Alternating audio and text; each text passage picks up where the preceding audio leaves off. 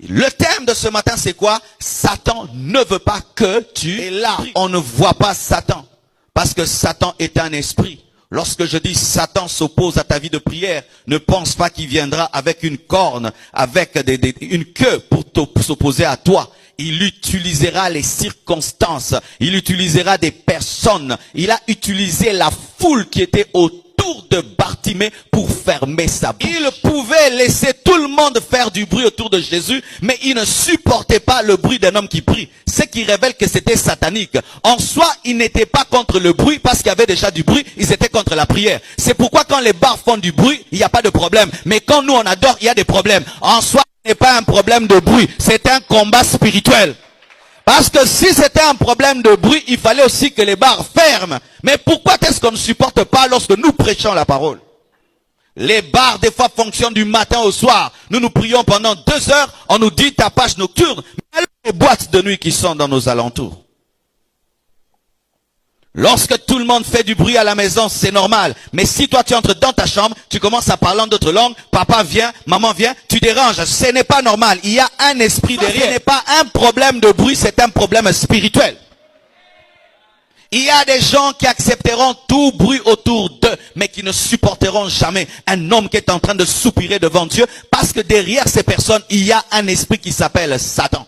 Satan ne veut pas que tu pries. Satan veut que tu te taises. Il ne veut pas que tu pries. Alléluia. Et la Bible nous dit, ceux qui marchaient devant le reprenaient pour le faire taire, mais ils criaient beaucoup plus. Alléluia. Lorsque tu pries volume 5 et les gens s'opposent, ajoute volume 10. Lorsque tu jeûnes 2 fois par semaine, les gens s'opposent, ajoute un jour de plus. Lorsque tu viens dimanche à l'église, les gens s'opposent. Comment ça veut dire mercredi et vendredi? Alléluia. Lorsque tu es en train de prier à côté de ton voisin, Talua Betio Kara, Betango Lisusu. Alléluia. Il est venu dans un lieu de prière. Comment est-ce qu'il ne supporte pas des gens qui prient? Oui, il y a des gens qui viennent à l'église pour prier, mais ils ne supportent pas quelqu'un qui prie. Il pria plus fort parce qu'il savait que ces hommes ne pouvaient changer sa vie. Il y avait l'occasion, quelqu'un qui pouvait changer sa vie, et il n'a pas tenu compte des hommes. Il a persévéré dans sa vision, et la Bible nous dit Jésus s'arrête. Il y a un esprit qui opère rien que pour s'opposer à toi, car en s'opposant à toi, il s'oppose au plan de Dieu et il s'oppose à Dieu. Il s'opposera à ton spirituel, à ton matériel, à ton social. Il s'opposera en permanence, car il ne sait faire que cela. Que tu sentes sa présence ou pas, Satan est un opposant. Comment il fait pour t'empêcher de prier? La Bible nous dit qu'ils ont dit à Bartimée de se taire. Ils ont seulement cherché à fermer sa bouche. Ferme ta bouche, tu fais du bruit, tais-toi. C'était ça la méthode des contemporains de Bartimée. Tais-toi, tu fais du bruit, arrête. Mais quelle est la méthode qu'il utilise par rapport à toi pour t'empêcher de prier? Il te donne le dégoût de la prière. Quand tu penses que tu vas prier, tu sens un dégoût. Quand tu commences à prier, tu ne sens aucun amour pour Dieu. Une attaque de l'ennemi. Il te donne le dégoût de la prière. Tu sais, quand tu as le dégoût de quelque chose, par exemple, tu n'aimes pas prendre la bouillie. On te dit, le soir, tu vas prendre la bouillie. Tu es le matin, mais seulement quand tu penses à la bouillie du soir, tu sens un dégoût. Cela arrive aussi dans le domaine de la prière, où tu sais que le matin, je dois prier, tu as un dégoût. Je dois aller à l'église, tu as un dégoût. Lorsque tu es venu à l'église ici, est-ce que tu es venu avec l'esprit de prier ou avec le dégoût de la prière?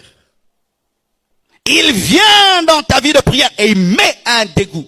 Ou même quand tu pries, tu n'aimes pas ce que tu fais.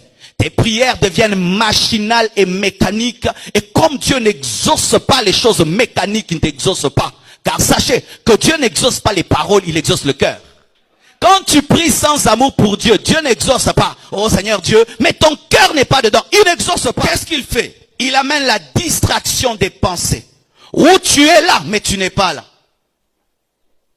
Tu n'es pas concentré dans ta prière. Tu penses à ceci et tu vas remarquer. Tu es concentré partout, mais quand il s'agit de prier, du coup tu commences à divaguer. Tu es capable de te concentrer sur un livre, sur tes études, sur ton travail. Mais quand c'est l'heure de la prière, tu commences à penser à ça. Penser à ça, c'est l'ennemi qui t'empêche de prier. Il viendra avec des soucis. Sachez, bien-aimés, que les soucis n'amènent pas l'exaucement. Les inquiétudes n'amènent pas l'exaucement. Lorsque tu n'as que des soucis et des soucis, tu ne prieras pas. C'est la foi qui pousse à prier.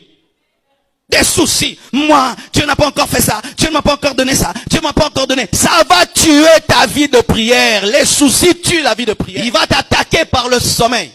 Un sommeil bizarre qui ne vient que quand tu pries. Et après les heures de prière, tu n'as plus sommeil.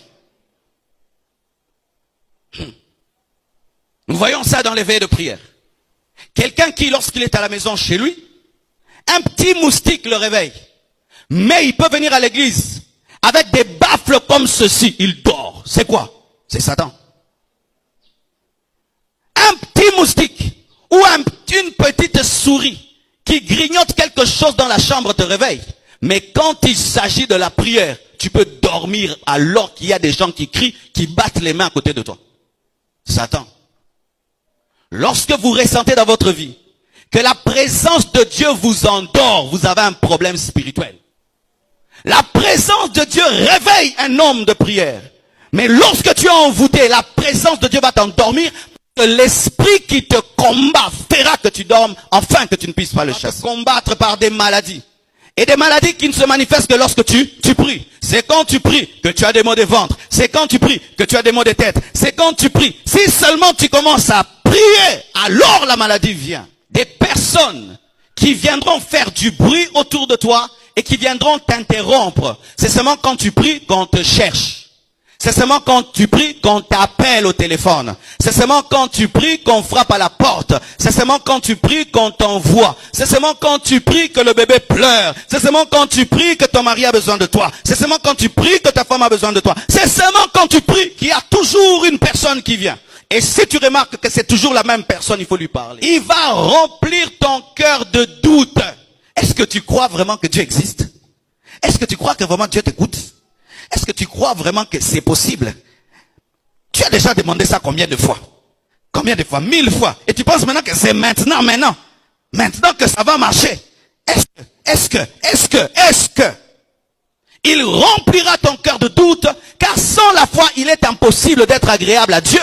Il va t'enlever la substance de la prière pour que ta prière soit vide. Il viendra t'attaquer avec la culpabilité en te rappelant des péchés que tu as commis. C'est pourquoi l'ennemi attaque ta sanctification pour attaquer ta vie de prière. Il sait qu'un homme culpabilisé ne sait pas prier. Il sait, c'est pourquoi quand tu veux monter en prière, il t'amène à pécher et il sait que si tu pèches, tu seras tellement culpabilisé que tu ne sauras plus ouvrir ta bouche devant Dieu.